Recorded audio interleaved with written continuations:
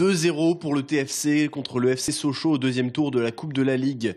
2 buts inscrits encore une fois en deuxième période. Le premier par Belkeba, servi par Kouakou, rentré à la mi-temps. Et c'est le même Kouakou qui inscrira le deuxième but quelques minutes plus tard. À l'issue de ce match, Marco Simone s'est montré globalement satisfait des performances de son équipe, malgré une première moitié de match pas très productive offensivement. Il a jamais eu vraiment de danger. Donc je suis satisfait aussi, même si on n'a pas montré un football exceptionnel. Chose que, deuxième mi-temps, il a libéré, grâce à le but, il a libéré l'équipe et on a aussi enchaîné des actions intéressantes parce qu'après on a de la vitesse, on a de la technique et donc on arrive à trouver de belles solutions. Le TFC s'est montré bien plus offensif à la reprise, ce qui a eu pour effet de surprendre l'entraîneur sochalien. Je ne sais pas ce qui s'est passé d'un seul coup, ça a commencé à cafouiller, on a commencé à être mis sous pression et à partir de là on n'a pas vraiment réussi à ressortir les ballons et on s'est fait prendre en contre et à notre propre piège.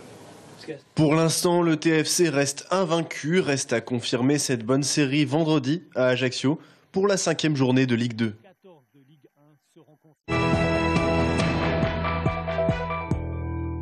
Une agression au couteau rue Nationale. Les faits ont eu lieu lundi vers 17h30 au niveau de la rue du Commerce.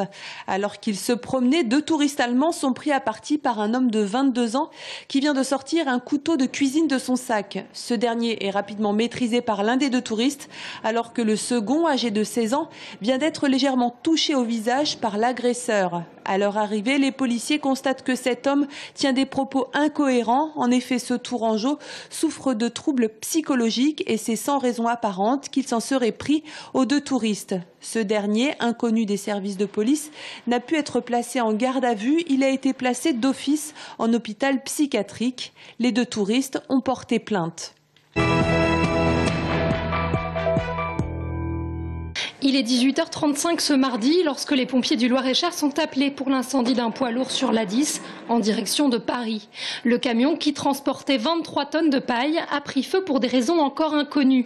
Le chauffeur a pu s'extraire du véhicule et n'a pas été blessé, mais l'incendie a été de grande ampleur avec un important dégagement de fumée. Jusqu'à 23h, les 3 voies de circulation ont donc été coupées. Au total, il aura fallu une trentaine de pompiers, 6 véhicules dont 4 camions-citernes pour venir à bout des flammes au cours d'une intervention qui aura duré près de 12 heures. Mais à 6 heures du matin, au départ des pompiers, il reste encore fort à faire. Des travaux de nettoyage des voies, mais aussi de réfection de la chaussée, rabotage et enrobé, remplacement des glissières de sécurité endommagées également. Des opérations qui pourraient prendre encore 1 à 2 jours. Dommages collatéraux, on a dénombré jusqu'à un peu plus de 5 km de bouchons sur la 10 dans le sens Tours-Paris.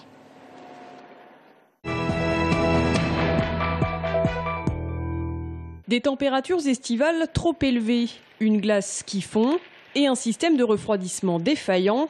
La rentrée s'annonce compliquée pour la patinoire municipale de Tours. Le week-end dernier, les Remparts ont en effet dû annuler leur match amical contre les Dogs de Cholet, la glace étant devenue impraticable. La mairie, elle, se veut rassurante. Il ne s'agit pas d'un problème technique, mais bien climatique.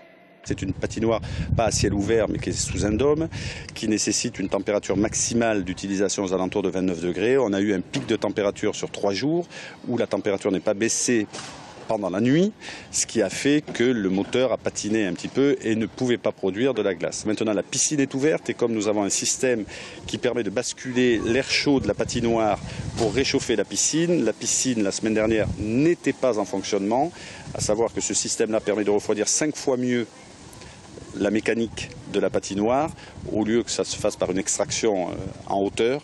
Donc voilà. Du côté des dirigeants de clubs, ces problèmes techniques sont évidemment fâcheux pour commencer la saison. Car les sensations sur la glace ne sont pas les mêmes et il faut s'adapter.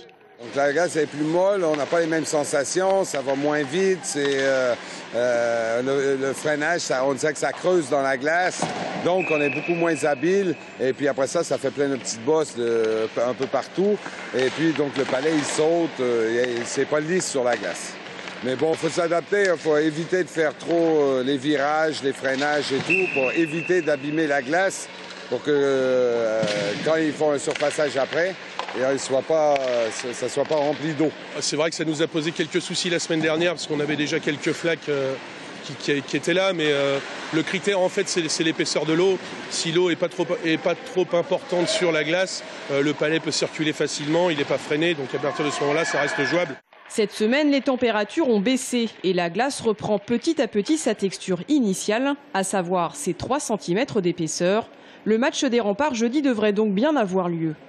Ils doivent pouvoir jouer jeudi parce que moi je vais rester plus tard tous les soirs pour remettre une quantité d'eau suffisante dans les endroits où c'est trop bas. J'ai un collègue, c'est pareil, qui va revenir le matin plus tôt. Donc normalement avec l'épaisseur suffisante, même si après on racle les jours suivants, normalement ça devrait pas y avoir de problème pour ce week-end, pour tout le week-end. Les Remparts ont encore 3 matchs amicaux à domicile avant de commencer la saison. Jeudi, à 20 h, les Tourangeaux rencontreront Nantes.